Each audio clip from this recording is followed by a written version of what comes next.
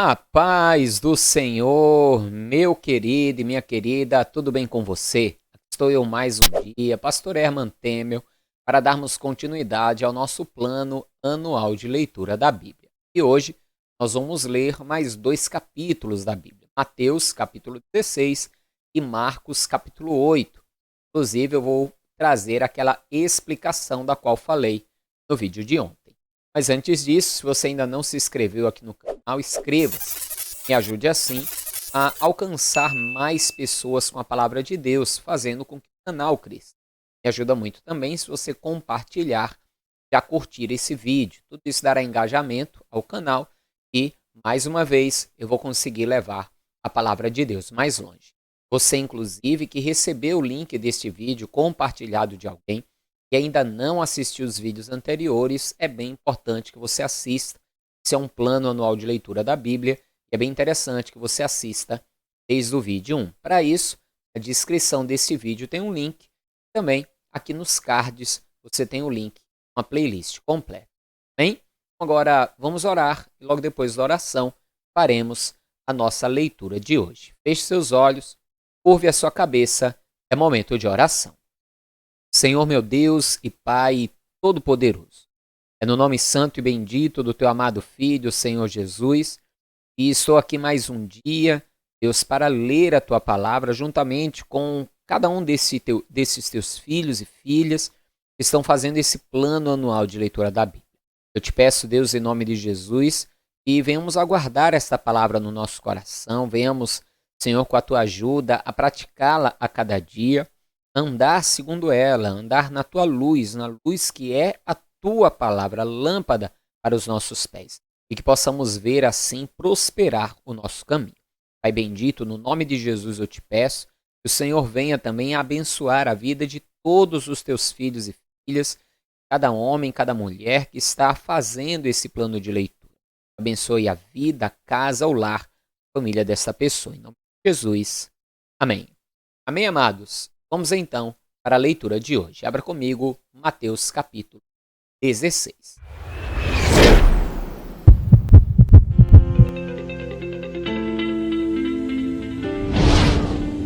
Chegando-se os fariseus e os saduceus para o tentarem, pediram-lhe que lhe mostrasse algum sinal do céu. Mas ele respondendo disse: Quando é chegada a tarde, dizeis, haverá bom tempo, porque o céu está rubro. E pela manhã, hoje haverá tempestade, porque o céu está em um vermelho sombrio. Hipócritas, sabeis discernir a face do céu e não discernis os sinais dos tempos? Uma geração má e adúltera pede um sinal. Nenhum sinal lhe será dado, senão o sinal do profeta Jonas. E deixando-os, retirou-se. Veja que até nós já lemos esse texto em outro livro, né, o Evangelho, há alguns vídeos atrás, e Jesus está sendo muito claro aqui. Se eles conseguiram identificar se iria chover ou não pelo tempo, é só olhar os sinais que Jesus já estava fazendo e tudo aquilo que a Escritura dizia e que já estava acontecendo. Este estava na cara que ele era quem dizia ser. Continue. E passando seus discípulos para o outro lado, tinham-se esquecido de trazer pão. Veja, muito importante que nós vamos ler tanto agora em Mateus 16 como em Marcos 8, porque é justamente aquele mistério que eu quero falar com você, de por quê. E na primeira multiplicação dos pães e dos peixes, foram menos pães e peixes que foram multiplicados, alimentaram mais pessoas e sobrou mais. Enquanto na segunda, mais pães e peixes foram multiplicados, alimentaram menos pessoas e sobrou menos. A lógica seria que sobrasse mais pães e peixes na segunda multiplicação. Mas o que aconteceu? Por que houve multiplicação, mas a multiplicação foi menor do que deveria ser? Veja comigo. Jesus disse-lhes: adverti e acautelai-vos do fermento dos fariseus e saduceus. E eles arrazoavam entre si, dizendo: é porque não trouxemos pão. E Jesus, percebendo isso, disse: Por que arrazoais entre vós, homens de pequena fé, sobre não terdes trazido pão? Não compreendeis ainda, nem vos lembrais dos 5 pães para 5.000, e quantos cestos levantastes? Nem dos 7 pães para 4.000, e de quantos cestos levantastes?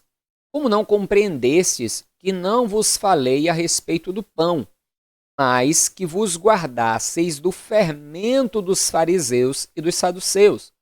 Era o fermento em questão aqui? Era principalmente, nesse caso específico, a incredulidade. Pois, mesmo vendo os sinais, eles não criam, estavam ali tentando a Jesus, provando a Jesus. E eles, agora, por não terem trazido pão, esqueceram do pão. Daqui a pouco você vai entender o porquê que eles esqueceram do pão, porquê que a multiplicação foi menor. Estavam preocupados agora em faltar pão, ou seja, estavam com incredulidade, estavam caindo aí no fermento dos fariseus. Mas continue. Então compreenderam que não dissera que se guardasse do fermento do pão, mas da doutrina dos fariseus. E chegando Jesus às partes de Cesareia de Filipe, interrogou os seus discípulos dizendo: quem dizem os homens ser o Filho do Homem? Em Marcos capítulo 8, nós vamos ver ainda um detalhe que é a chave, tá? Para discernir aquele mistério. Mas continue aqui que essa leitura também é muito importante. Chegando Jesus às partes de Cesareia de Filipe, interrogou os seus discípulos dizendo: quem dizem os homens ser o Filho do Homem? Ou seja, quem as pessoas estão dizendo eu sou? E eles disseram, uns João Batista, outros Elias, outros Jeremias ou um dos profetas. Disse-lhes ele: e vós, quem dizeis que eu sou? Simão Pedro respondendo disse: tu és o Cristo, o Filho do Deus vivo. E Jesus respondendo disse-lhe: bem-aventurado és tu, Simão Bar-Jonas, ou filho de Jonas. Bar significa filho. Bar-Jonas, filho de Jonas.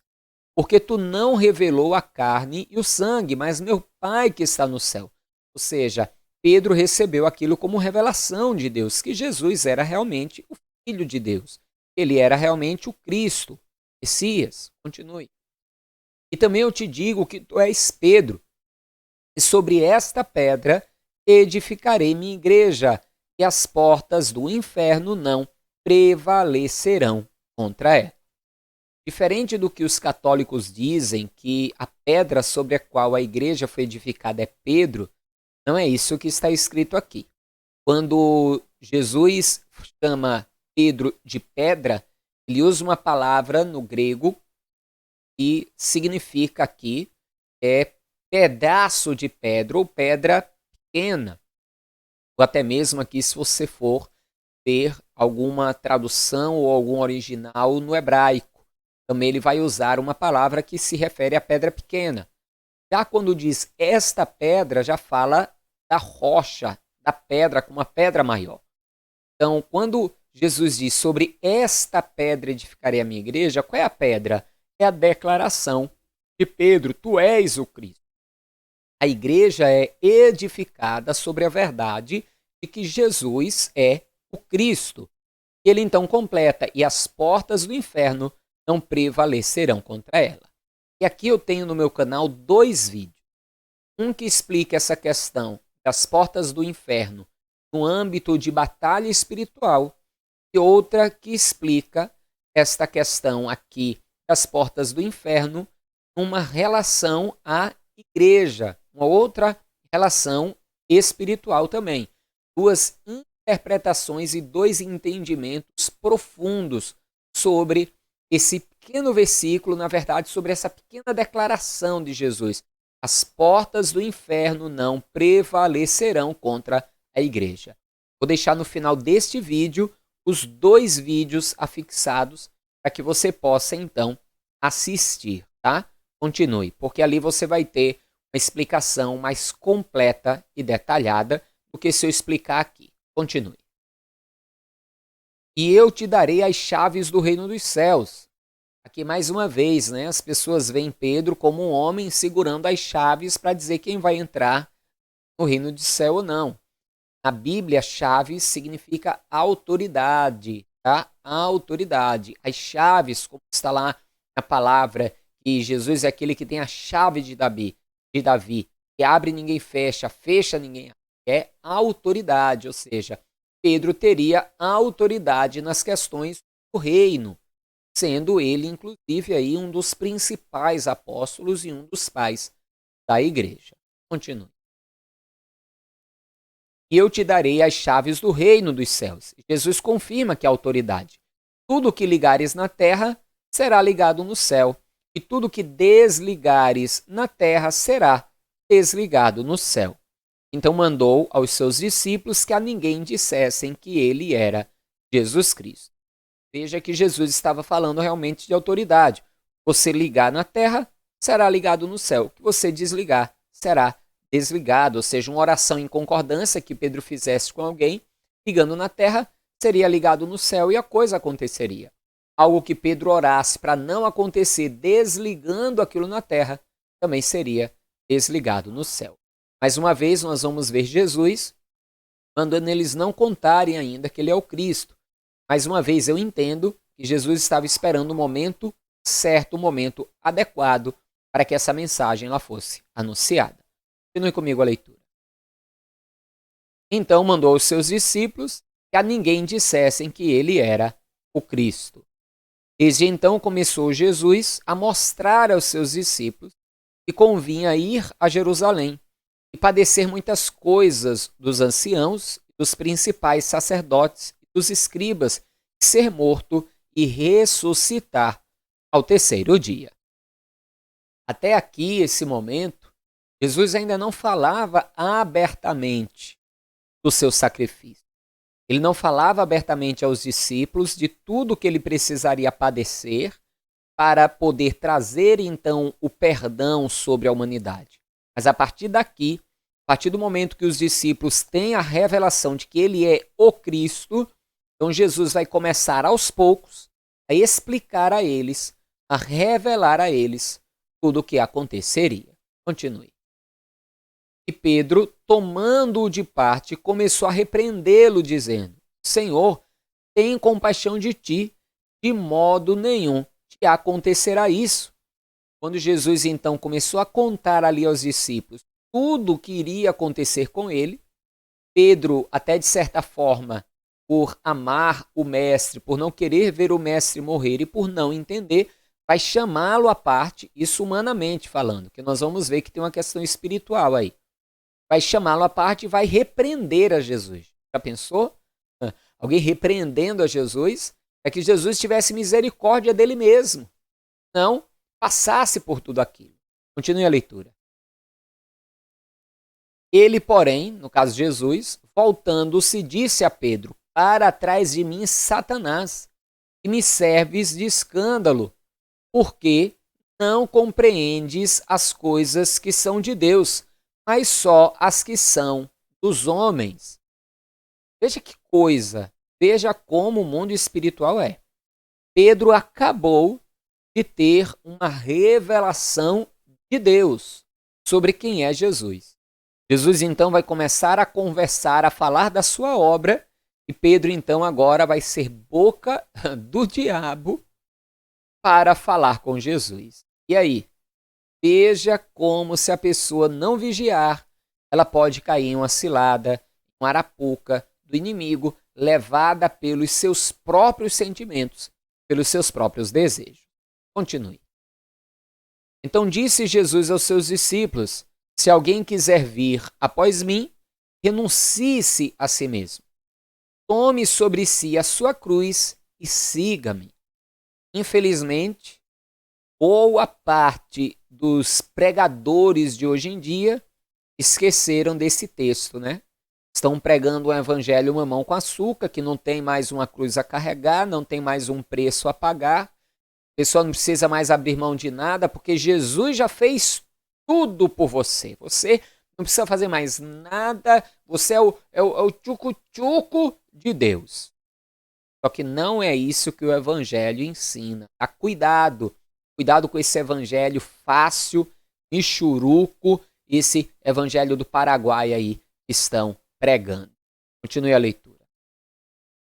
Porque aquele que quiser salvar a sua vida, perdê-la-á. E quem perder a sua vida por amor a mim, achá-la-á. Eu perdi a minha vida por amor a Cristo. Qual o sentido? Eu morri? Sim. Morri para o mundo. Morri para o pecado. Morri para a vida que eu levava. Eu era tatuador, eu era punk, eu morri para aquela vida. Para, através das águas do batismo, ter um novo nascimento, viver em novidade de vida, ser uma pessoa diferente. Só que o evangelho que estão pregando hoje em dia não precisa mais não. Isso não, Jesus já fez tudo por você, que nada. Você pode continuar fazendo as coisas erradas, porque Jesus já te perdoou. Misericórdia.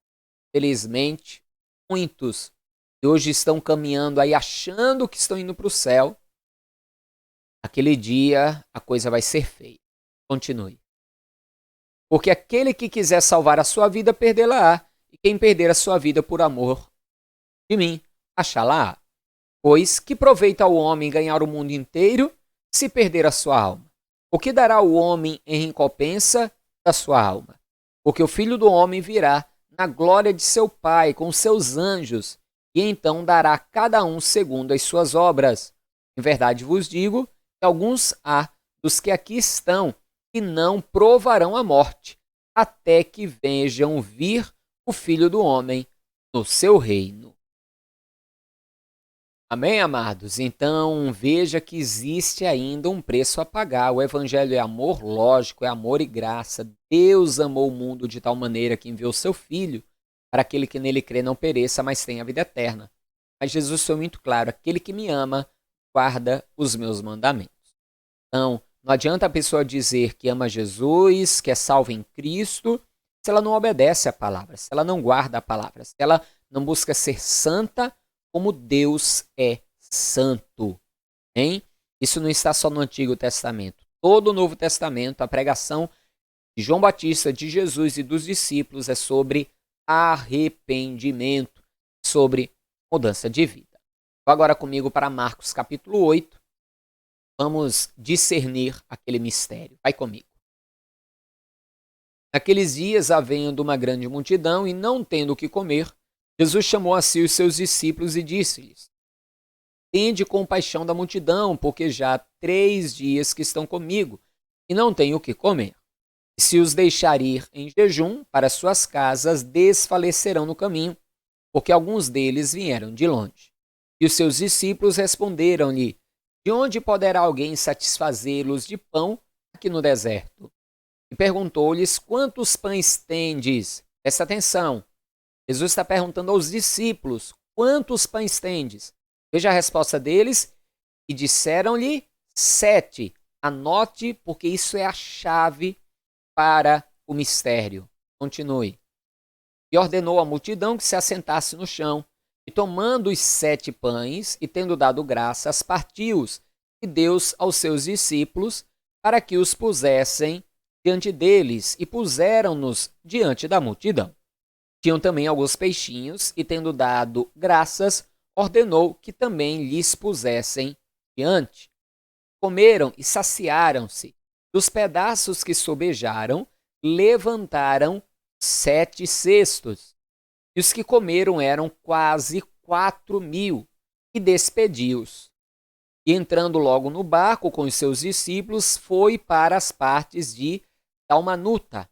Veja, acabou o milagre, despediu ali a multidão, entrou no barco para ir para o outro lado. Lembra o que lemos em Mateus? Eles esqueceram de levar pão.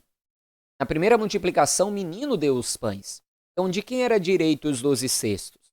Do menino. Mas dessa vez, eles deram os pães. Então, de quem era por direito aqueles pães? Deles era a multiplicação. Mas eles esqueceram. Veja só, a multiplicação foi menor, eles esquecem do pão. Aquilo que seria o galardão por eles terem dado para Jesus multiplicar, eles acabam não usufruindo. E por quê? Continue.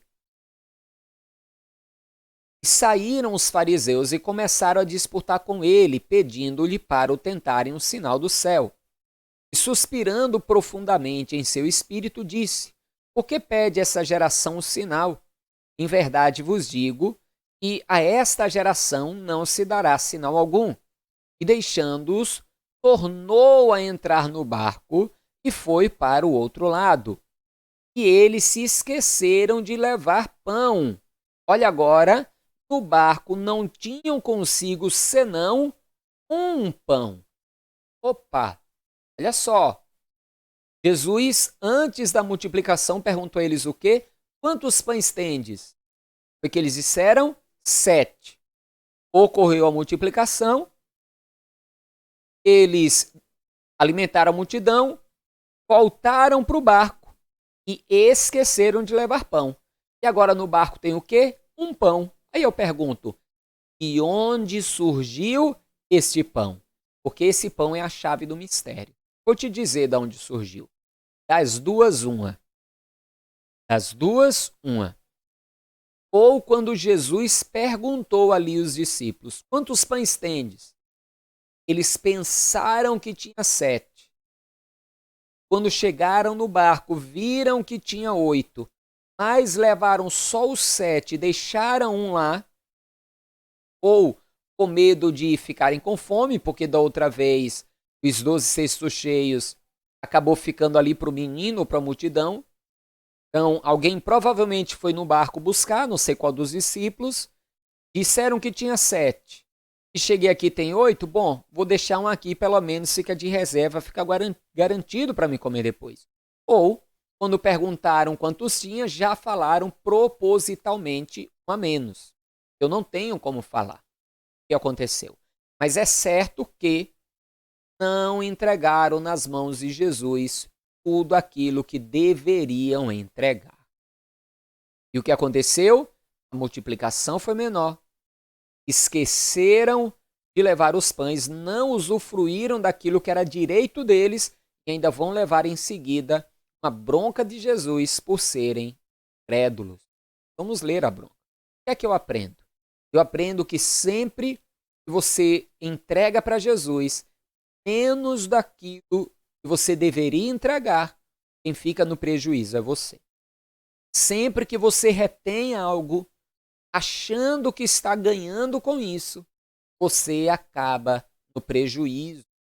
Sempre que Jesus te pedir algo e você reter, você é que vai acabar no prejuízo.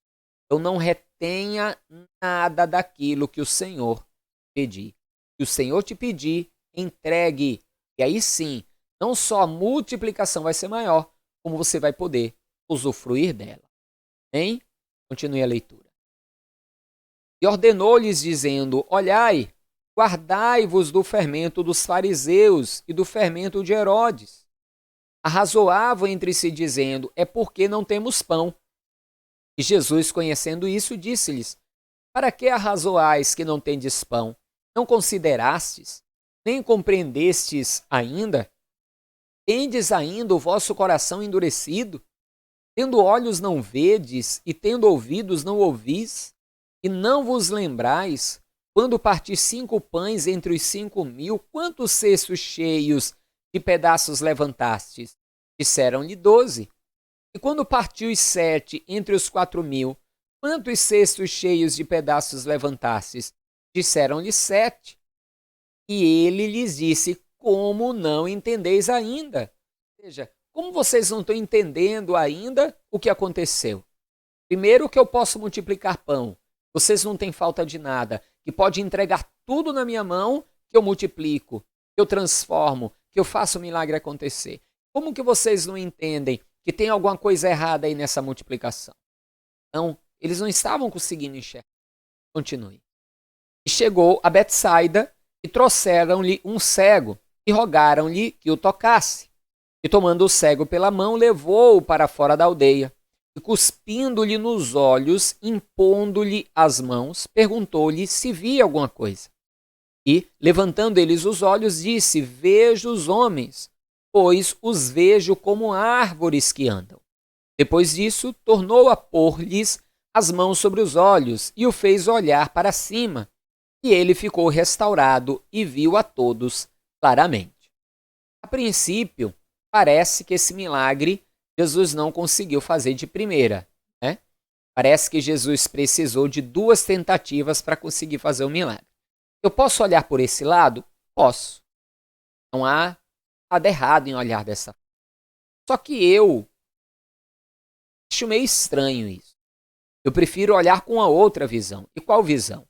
Quando ele olha a primeira vez, ele diz que vê os homens como árvores que andam. É praticamente como se aquele homem estivesse tendo uma visão espiritual.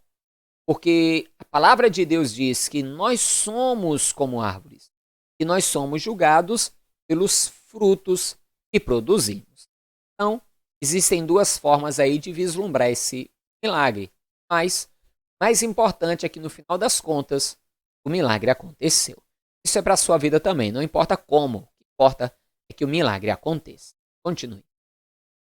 E mandou-o para sua casa, dizendo: nem entres na aldeia, nem o digas a ninguém na aldeia. E saiu Jesus e seus discípulos para as aldeias de Cesareia de Filipe. E no caminho perguntou aos seus discípulos, dizendo: quem dizem os homens que eu sou? E eles responderam: João, o Batista, e outros Elias, mas outros um dos profetas. E ele lhes disse: mas vós, quem dizeis que eu sou? E respondendo Pedro lhe disse: tu és o Cristo. E ademoestou-os para que a ninguém dissesse aquilo dele. Veja que isso é muito importante. Quem é Jesus para você? Isso vai fazer toda a diferença na sua vida. Eu tenho até uma mensagem no meu canal que eu falo sobre isso, dei uma pesquisada. Não vou colocar no final do vídeo, eu já vou colocar 2 vídeos aí no final, tá? Falando aí da questão das portas do inferno não prevalecerem contra a igreja. Continue. E começou a ensinar-lhes que importava que o Filho do Homem padecesse muito e fosse rejeitado pelos anciãos e principais sacerdotes e pelos escribas, e que fosse morto, mas que depois de 3 dias ressuscitaria. E dizia abertamente essas palavras. E Pedro tomou a parte e começou a repreendê-lo. Mas ele, virando-se e olhando para os seus discípulos, repreendeu a Pedro, dizendo: retira-te de diante de mim, Satanás, porque não compreendes as coisas que são de Deus, mas as que são dos homens. E, chamando a si a multidão com seus discípulos, disse-lhes: se alguém quiser vir após mim, negue-se a si mesmo e tome a sua cruz e siga-me. Porque qualquer que quiser salvar a sua vida, perdê-la-á. Mas qualquer que perder a sua vida por amor de mim e do evangelho, esse a salvará. Pois que aproveitaria ao homem guardar todo o mundo e perder a sua alma? Ou que daria o homem pelo resgate da sua alma? Portanto, qualquer que entre esta geração adúltera e pecadora se envergonhar de mim, das minhas palavras, também o Filho do Homem se envergonhará dele quando vier na glória de seu Pai com os santos anjos. Amém, amados? Tem crente que tem vergonha, né, de sair com a Bíblia debaixo do braço. Crente que tem vergonha de saberem que ele é crente. Isso é. Vergonha de Jesus aí para você ver. Tem crente que tem vergonha, contar com um irmão aí mais penteca e dá aqueles glória alto. Fica envergonhado, envergonhada. Se vergonhe de Jesus para você ver. Vergonhe não, viu? Jesus deixa bem claro, quem se envergonhar dele, ele também se envergonhará. Vergonha é a vida que levávamos antes de Cristo. Vida de pecado, vida de transgressão e de desobediência. Hein? Vamos ficando por aqui com o vídeo de hoje. Não esqueça, você pode mandar aí o seu pedido de oração através deste WhatsApp. Você pode também contribuir aqui com esse ministério através do Pix. Está aqui a oferta Pix.